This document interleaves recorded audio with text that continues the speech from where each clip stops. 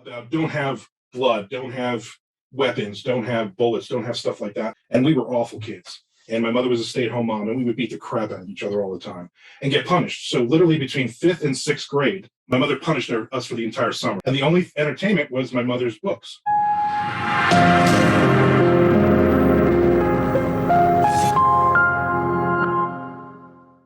All right. Welcome back, everyone, to the I Didn't Read Your Book podcast. I am your host, Lutch, and today we are going to be talking with Armand Rosmilia about his book, Shakedown. Yeah, you had mentioned with the Dirty Deeds series that you had some type of Kindle deal. They had a contest in 2015, more or less. Basically, send your best book. And they weren't looking for horror. They weren't looking for science fiction or anything, but they were looking for romance and thrillers and things.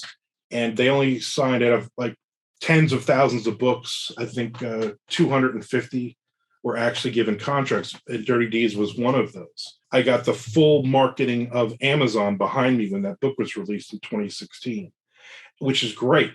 It really, really helped to really kick that series off for me. And I learned a lot about don't have blood, don't have weapons, don't have bullets, don't have stuff like that on your covers. And I learned a lot of stuff about covers and whatnot, which is great. I didn't stay with them because they wanted to wait a year to put the second book out. And I was like, no, this needs to come out like within 6 months. Oh, the ice cream man is coming. I want this second book out. I'd already written it. Figuring if they didn't take it, no big deal. I'll just release it myself. I started releasing them 2 a year after that. I didn't want to wait a year. I'm able to blow through the other ones and sell a lot of books. Since 12 years old, you wanted to be a writer. Dean Koontz. Reading Dean Koontz books when I was 12. So the quick story, my brother's about 18 months younger than me, and we were awful kids. And my mother was a stay-at-home mom, and we would beat the crap out of each other all the time and get punished. So literally between fifth and sixth grade, my mother punished us for the entire summer. I think we broke something or whatever. We just were driving her nuts.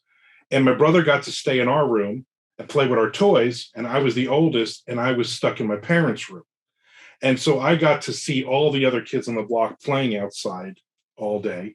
And the only entertainment was my mother's books. And she had tons of Stephen King, and she loved horror books.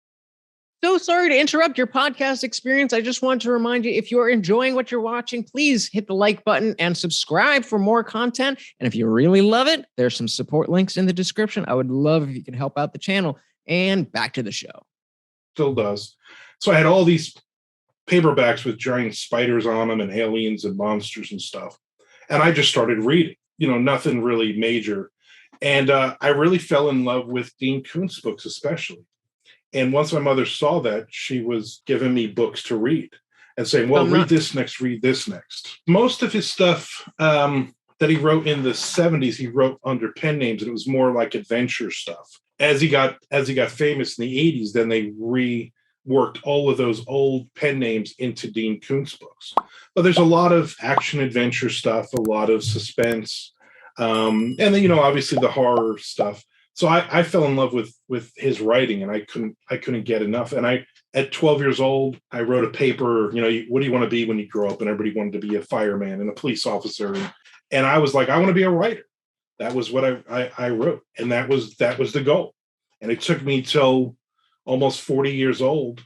I just said, let me get serious with this. I've written. I had my first story published when I was 18 years old. Now I'm 38, 39 at this point, and I need to get serious with this. And I did, and I got lucky. I mean, it was the Wild West. I was throwing up a zombie book. I was like one of 20 zombie books, and now there's like 20 zombie books a day. Yeah.